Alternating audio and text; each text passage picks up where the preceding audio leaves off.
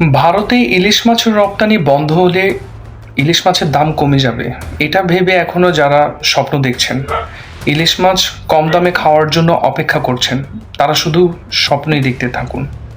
কারণ রপ্তানি বন্ধ হলে ইলিশ মাছের দাম কমানো কখনোই সম্ভব না।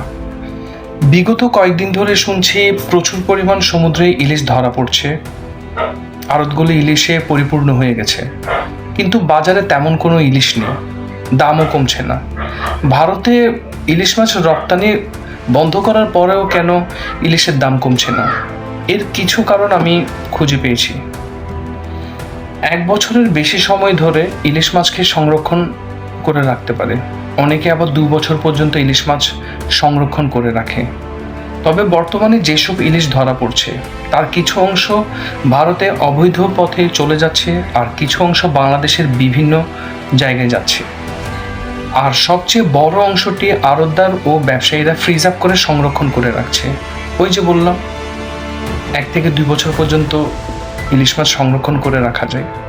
এই সংরক্ষণ করে রাখা ইলিশগুলো অফ সিজনে তারা ধীরে ধীরে বাজারে ছাড়বে।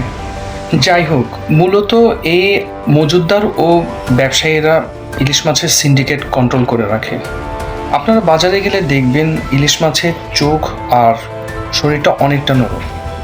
এগুলো গত বছরের ফ্রিজ আপ করে সংরক্ষণ করে রাখা সেই মাছ।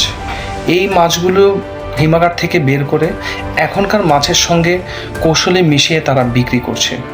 এর থেকে সমাধান কি? হ্যাঁ, অবশ্যই সমাধান আছে। সরকার থেকে ইলিশ মাছ সংরক্ষণের মেয়াদ 1 মাস করতে হবে।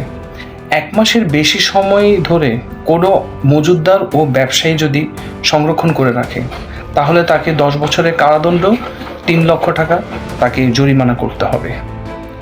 এই আইন যখন সরকার থেকে পাশ হবে, বিশ্বাস করুন তার পরের মাস থেকে বাজারে ইলিশের গন্ধে মানুষ খুব বিরক্ত হয়ে যাবে। তখন ব্যবসায়ীরা বলবে 350 টাকা দিয়ে যান আর ইলিশ মাছ নিয়ে যান। তো পরিশেষে একটা কথাই বলবো, আমার একটা জিনিস খুব বেশি অবাক লাগে, ব্যবসায়ীরা তাদেরও তো পরিবার আছে, তারা খেটে খাওয়া মানুষদেরও কথা চিন্তা করে না। মধ্যবিত্ত আমরা যারা আছি তাদের কথাও চিন্তা করে না। তাদের মধ্যে আর দরবেশ বাবার মধ্যে আর পার্থক্য কি থাকলো?